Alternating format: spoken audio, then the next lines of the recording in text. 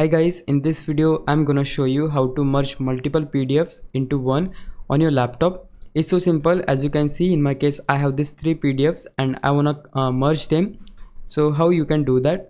So first you just need to open your browser, and in the search bar you need to type something like merge PDF.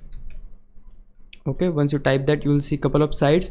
You can choose anyone you like. I'll just go with this first one.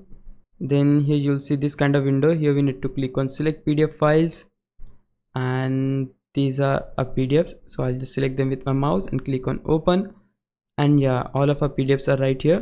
And if you wanna like arrange them, you can do that too. Hold your left click and you can just by using your mouse arrange them.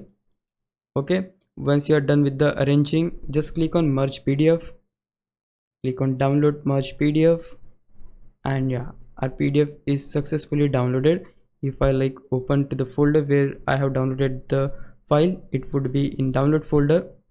Yeah, this is the PDF, and yeah, they have successfully merged the PDFs, and that's it. This is how you can merge multiple PDFs into one on your laptop. If you found this video helpful, please leave a like, consider subscribing my YouTube channel. I'll meet you in the next one. Bye bye.